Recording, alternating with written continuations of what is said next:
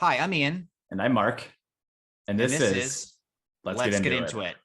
Mark, Yes, you know Ian. what I'm feeling? No, I don't.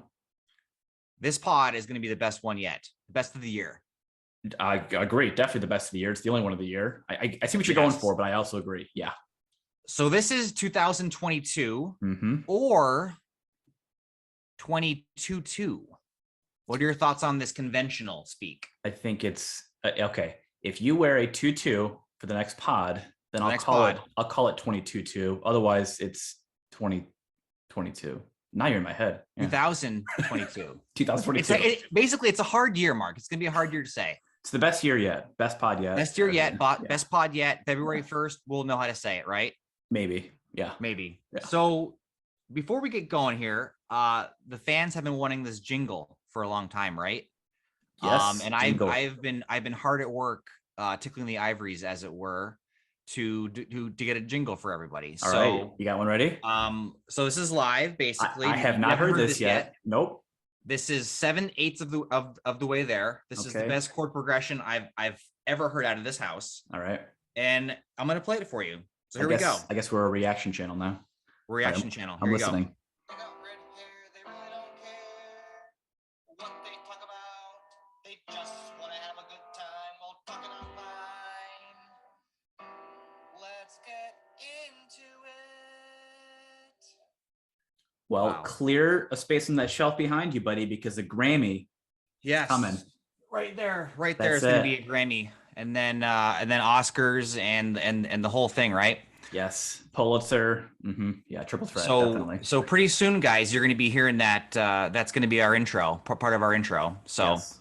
Look forward to that. Wake up to that sound. So the snow is it's all around us. We finally have the snow, yes. Capital S snow. Yeah. It's been lovely. Got it. We've shoveled it, so now we're enjoying it, I think, right? You're spending time outside. Yeah, I would say I enjoyed shoveling it though. It was like so light and fluffy. It wasn't even effort. I had the smallest amount of water possible in the snow. It's the least heavy snow you can find, right? It's the powder, the powder, as they say. So yeah, we've been enjoying it. Spending some time in the woods. We don't have any hills in my yard, so I'm the hill. The kids ride the sled and I pull them around, but it gets the job done. So we don't have a huge hill as well. I'm not sure with this snow it'd be great to sled on, but maybe after if you pack it down enough, right? It's always a base layer there. So it is pretty. It's almost the Michigan postcard. You were saying that we just needed a little bit of sleet, right, or some freezing rain. Yeah, I mean it's horrible to drive in, but the only thing prettier than a big white snow is when you get like that pretty, that little crystallization, ice on the trees and stuff, and then when the sun comes up the next day, it's gorgeous. We had some sun today too as well, which we don't often have here, so that was a little cherry on top. You remember that year 2 or 3 years ago? Didn't we go like, I don't know, 45 or 60 days with like not a single day of sunshine? I'm exaggerating slightly, but it was bad. Between 50 and 70 days. I mean, people forgot what the sun looked like. We were all the little mole people, right? Our eyes basically adjusted to the darkness, And with that optimistic comment, should we introduce our topics? Yes. So we're not talking about mole people today. We're talking about other stuff. So Mark, why don't you walk us through our free topics, please? Yeah. Well, speaking of winter, we're going to start off with the Winter Olympics, kind of share some of our thoughts, our excitements, the events that we like the best. Then we're going to go into the new craze of 2021, 2022. Buy now, pay later. What's the acronym for me? BNLP. Something like that. We'll get there. And for the third story, the James Webb is up. It's in space. It's going live maybe as we speak or very shortly here. Fully operational. So we'll talk about space exploration. I can't wait on that. So it's gonna be great. 2022 Olympics this year, starting in a couple weeks here in February. They are in Beijing. And basically, I kind of wanted to ask the question to you, Ian, what is your favorite winter Olympic event to watch? And why? Let me rephrase that question. What is the best to watch? I think the best for me is probably seeing some of the sports that you don't get to see much. First thing that came to mind is downhill skiing. Yes, it's nuts, right? The combination of speed and energy, it's relatable. I mean, not everyone skis, but you kind of can picture strapping on skis, going down a hill really fast. I like it because you can feel the speed, like they're on the edge, right? It's kind of like, yes. You could always almost wiping out. And it's like milliseconds too, right? So like the top 20 people, both genders, it's milliseconds. It's literally it's the 13th turn. How well did they carve their skis? 80 miles an hour. It's dangerous, not too dangerous though. It's got all the right elements, I think. Next one for me is speed skating. I don't relate to it very much because I'm a basic skater, but I've never gone fast. And it's kind of a unique arena and such that you need for it. You don't see it, right? It's really crazy, really helmets. Crazy. Try skating hard for 10 seconds. It's difficult. These guys are super fit, literal knife edge again. Yes, on their feet, two of them. Sometimes there's like 3 people going in and out of lanes. You see on the turn, they go to the outer lane, inner lane, sort of majestic. There's no judging. A lot of these sports have it's Olympic judging issue. It's objective. Whoever's at the front is the winner, right? Right. Whoever crosses that line first, is the winner. No questions asked. Right. And then lastly, my wild card is the ski jumping. I thought of it as kind of late in the notes creation. Okay. But also skiing, I guess there's a little bit of a theme. And there for also me, fast. They're jumping over. They're in the air for like an entire football field, and they're kind of like visually it's beautiful. They leap up and I don't know how I can do that like with my body. I'm trying to do my legs right now. You can't see it, but I can't do it. It's crazy, but I think those are some of the sports that I look forward to. I mean, honestly, very similar. And I'm going to say the theme here is speed, right? I know you mentioned like in the show notes, right? Our content meeting, luge and bobsled are also pretty cool. Again, that theme of speed. I'm going to insult one of the events, curling. And I know people like it. It's kind of like the Cinderella story. No, I don't like it. And this is why. I think it's fine. What I don't like about it is the first 90% of each, I don't know what you call it when you throw it, is meaningless because they're so incredibly skilled. It's like the same shot every time. All that matters is that last 5 seconds or half second of sweeping. And there's definitely skill in there. There's timing, there's strategy. But the first 95% of it, to me, is like, it doesn't matter. It's meaningless. Whereas on your downhill skiing, that 90% matters just as much as the last 10%. Does that make sense? I think it makes sense. I think in some ways curling is maybe too relatable. I mean, it's kind of like the proverbial, give me 10 years and I'll make the Olympic team kind of joke. Say, I don't think you actually could, but yes. No, I don't think so either. I think people constantly underestimate the level of difficulty at the highest level of anything, Yeah. So what do you think about because people love to rip on NBC for the coverage of the event. Do you agree? Don't care? Indifferent? Yeah, I think I'm kind of coverage agnostic at this point. I mean, it's expensive. It's an overblown spectacle at its best, right? The last couple we've had is Tokyo, Beijing. These are not time zones for the US to watch live, right? No, and I think that they make a big effort to highlight and create this emotional setup for these not characters, the people, but they do turn them into characters, though, right? They try to pull the heartstrings and give you like their entire story. Yeah. But I mean, very few of these Winter Olympic athletes are like the Shaun White and the Michelle Kwans and the Bodie Miller, who do you know Bodie Miller? He was a big skier for a while. I don't know. Maybe you don't even know him. So basically, I guess my point is they put a lot of effort into making these sports that are, at their best sort of niche, at their worst, there are people that don't even live in an environment where there is snow to even ski. So do you think the Olympics were better for the casual viewer before the internet age? Yes, for sure. I mean, with the time zone issues, I mean, everything is posted as if it was live. So, I mean, social media, the internet. I mean, I remember even back in London, 2012, I remember, and that was a while ago. I remember still being spoiled. I spoiled by the news, like, oh, I was hoping not to see the result of that race. Yeah. If you're a human being who's plugged into the web and you go to work and you interact with people, It's impossible. Like nothing's sacred. There's nothing is spoiler free at this point. So I'm gonna do my quick counter is the benefit of the internet is you are able to access sports and events that you would not otherwise be able to see on the regular network television. Yeah, I mean, if you are the kind of person that wants to have 6 windows, 6 screens going, MSNBC, CNNBC, you can have everything is on TV now.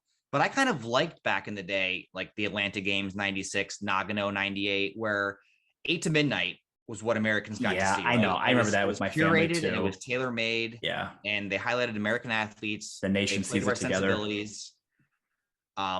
Because I mean, say what you want, the average American who's watching the Olympics, they're not going to watch the weird sort of unexpected sports.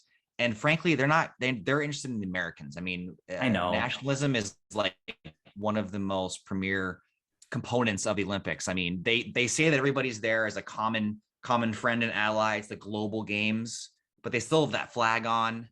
And I like that. Like I root for America. The medal count is like foremost, right? Like before anything happens, it's like they just bam you, first, second, third. It's right there. I like rooting for America, but honestly, what I like even more is seeing a human being who is the best at something out of 7 billion freaking people on the entire planet execute at like their highest skill. That's the excitement. And honestly, when that happens, I don't care where they're freaking from. Yeah. So what do you think your Olympic diet will be coming from the Beijing Games? Do you think you're going to watch a lot? I will watch hours of it, most of it, probably in bite-sized chunks or not real time. I'm not going to see every, time trial and quarter final. It's when you get those top tiers probably where I see it. So, okay. What about you? Do you, I think I'll watch, I mean, I've watched less and less as the Olympics have gone on. I think my peak was probably like London-ish games. But I used to love the Olympics. I used to be an Olympic head. I don't know if people say that. I don't know if that's a term, but I used to really get into the Olympics. As time's gone on, I find myself caring less and less. Do you think that they have the relevance they had previously? Just generally? Well, that could also just be you aging. Just changing, just as a consumer. What you should do is watch it with your kids and see if their experience. Right. And I think to them, will it be like this awe-inspiring, magical world comes together, crazy, impressive athletes experience? That's what it was for you, right? Yeah. I mean, I got goosebumps. I love the pageantry. I love when that music came on. I love the whole setup and the pomp and circumstance of it. I liked learning about people in sports that I didn't know about. I don't know why that means less to me now. I mean, obviously the last couple of games, scandal, corruption, global pandemics, plural, unfortunately. Yeah. Tokyo and now Beijing, and remember Zika? It seems so tame now, but so, and the places that are hosting Olympics, have their fair share of problems. I'm not saying that by any means America is, A+ in any particular category you could draw up, but I think I'll watch the Olympics. I think that it still matters greatly. And I hope you enjoy what you see. So, sure. Well, speaking of American problems, what's our next story, Ian? So our finance story that we're going to talk about here is the buy now, pay later, which after a little bit of internet sleuthing is the BNPL. Yes. Which is, it's not a ticker symbol. People love to acronize things. Yeah. I don't know how much I'll say it, but basically buy now, pay later. It's pretty self-explanatory. It's a type of short-term financing that allows consumers to make purchases and pay for them at a later date. Often interest-free, not always. It's the evolution of layaway. It's the digital layaway. Yeah, most of these is called the pay in 4 model. You pay something up front, and then the additional payments are divided by 3. And essentially, the one thing about this is most of them, if you pay it off, there's no fees. Obviously, we're going to get into the fact that there are always hidden things going on. But essentially, it's exploded. This has been available for years. So you had layaways, you said. Let's assume there are no fees. Why are retailers doing it? The simple reason is that the millennials and Gen Z consumers are attracted to this buy now, pay later. 13% of online transactions by 2025, which doesn't seem like a lot to us, Mark, 13%, but the billions that are spent in general, 13% of that is of that billions.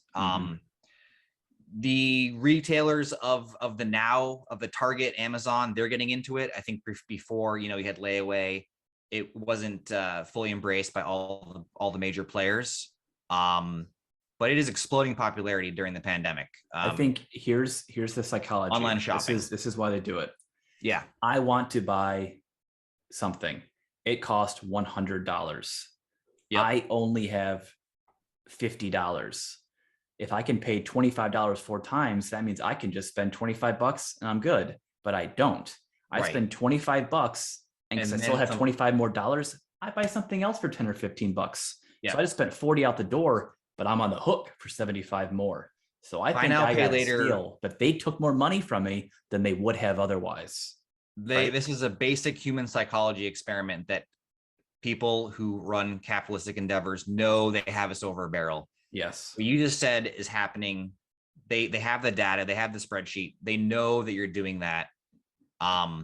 So some of the pros of this, if you can call it that, is that this is accessible, perhaps too much so. Yes. Transparent to a degree. These companies are trying to be transparent, but obviously it is. But they know you'll fall for it. You're right. They know that you're going to be transparent. Yes. It costs $100 still. You'll pay no interest. Those are all true statements. But it's because they're human psychology, like you said. Human psychology. So basically, I will say that in December 2021, the Consumer Financial Protection Bureau basically made the investigation of this their foremost directive in the coming year. So I don't see how they're going to get rid of concern over debt accumulation, lack of regulation, and data harvesting, which I mean, have that in layaway previously, right? Sure, data harvesting, but it's layaway. Your mortgage is buy now, pay later. Your car is buy now, pay later. It's just different because it's these small, digital, easy to click purchases. It's just another way for young consumers, and frankly, take out the word young consumers. Yeah, I was going to say, let's not even call it generational. To basically just to accumulate more debt.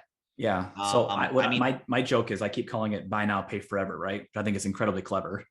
I think it's incredible. But that's what's happening. I think you're right. I mean, if you can't pay for that item today, that means you cannot afford it and you should not purchase it unless it's like, bananas, you need food.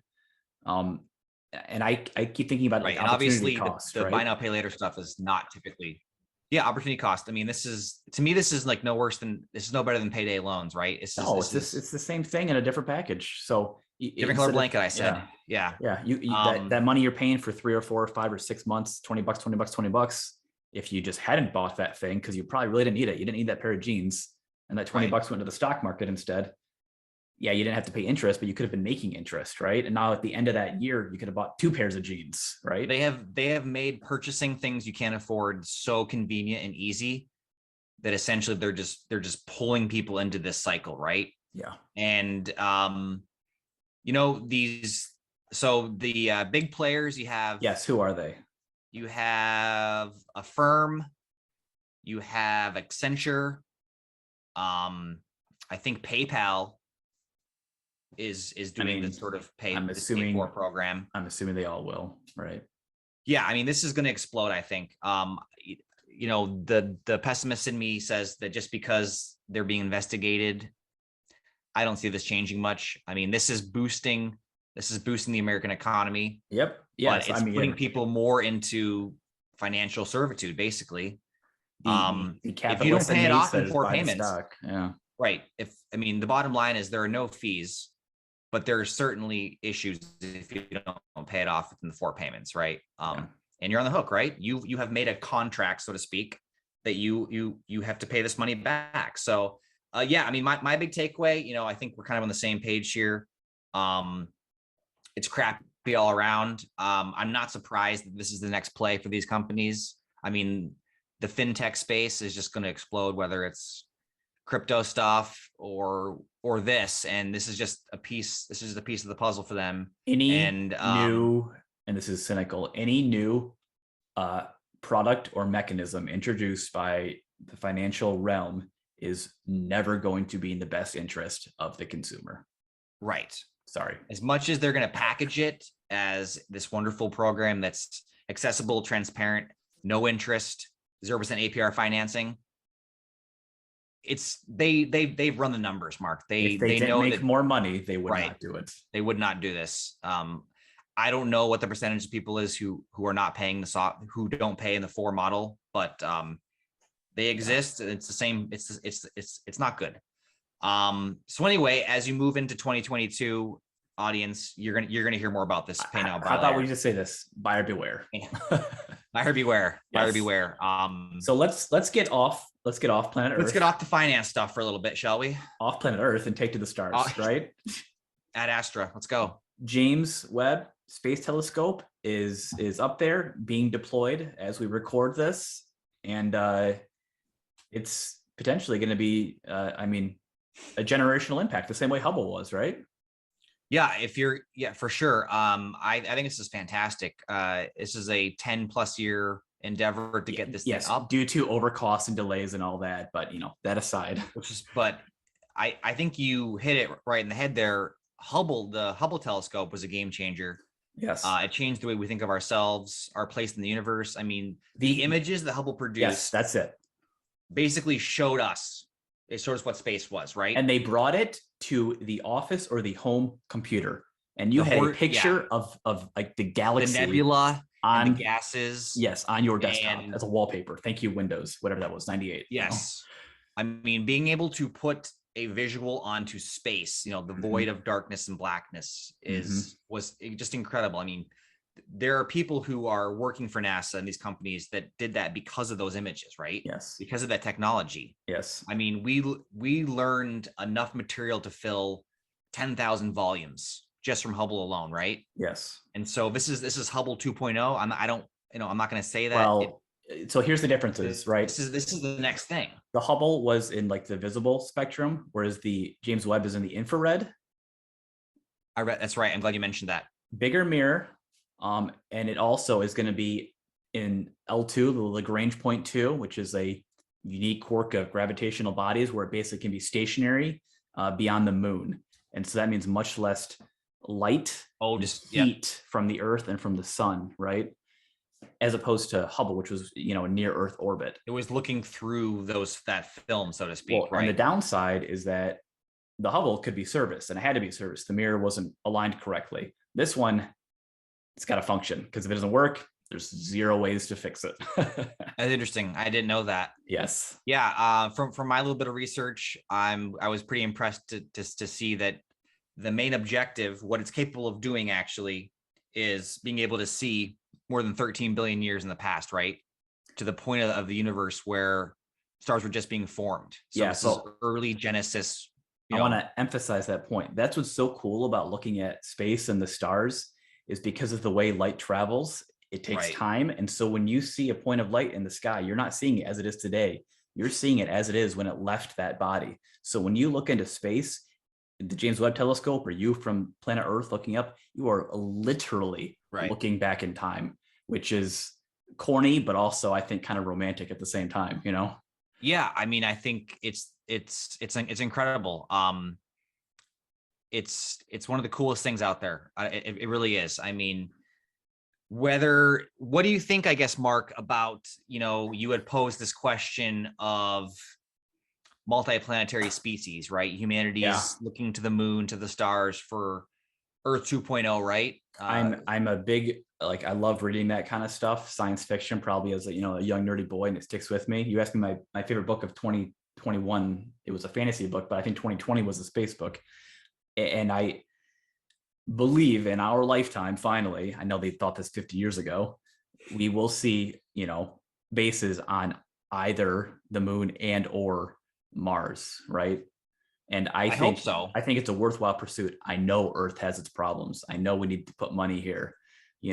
That they always say, though, the budget of NASA is like 0.5% of whatever the US budget is. So it's not like it's, what we spend on defense is, yeah, I mean, I completely agree that the critics who say, fix Earth first, do this, do that, you can do both. You can be pro space, pro exploration, pro Yes. NASA, and you can still work really hard on crafting the place that you want to live for you and your future generations on Earth, right? Yes. I think you can look to the stars, you can dream, you can learn, you can gaze, and you can also focus inward, and you can focus on climate change. You can do the things necessary to make this place habitable for hundreds of years, right? Well, not one or the other, right? Yeah, so, and I think you can learn things. If we go to Mars, there will be some sort of intentional, potentially climate change, plus it's a different climate, and we could potentially learn things there to apply to help our own situation. Or if the situation on Earth is because it's overpopulated, well, if we have somewhere else we can take people, two birds with one stone, right? Yeah, I'm really excited one planet, to see two planets. Yeah, so. I think this is great. I think I am excited. I hope this sometimes big projects like this, spurn development and research and funding for other. I mean, going in space is expensive. It's time consuming. There's math, a lot of building. Part of the problem has been these 10-year projects. You have different administrations, different funding cycles. Yeah. But we have got to prioritize keeping this thing going, right? I mean, let's just keep doing it. Let's get to Mars. One thing that helps, obviously, is the privatization of the transportation of getting to space.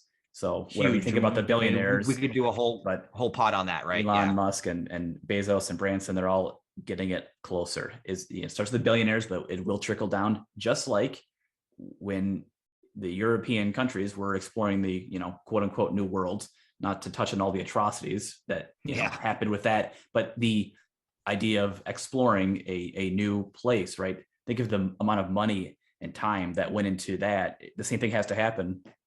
Yeah, I mean, essentially all the different monarchies, once they saw this, they all put money and resources into this. Humans love discovery. There's that innate inherent ability and desire to dream and see the world, right? Yeah. And I think this is just like, you can do that on the planet, and you can look up and be like, what's up there? I just got to figure it out, right? Every astronaut, every cosmonaut, every person that goes to the moon or to the space station, they always speak so poetically about looking back at our big blue sphere, our marble, you know what I mean? It just changes. It never gets old. Their perspective of how small we are in the universe. And I just think if more people could experience that, maybe it'd help us, give us perspective, Completely agree. I don't think we need to say anything else, right? I look forward to seeing what the James Webb telescope can provide us. Can you bring us back? What's our 3 takeaways? Bring us back. We'll go to the 2022 Beijing Olympics right around the corner. We'd love to hear your thoughts on that. We talked about the buy now, pay later. We gave our 2 cents on maybe why it's not the greatest idea.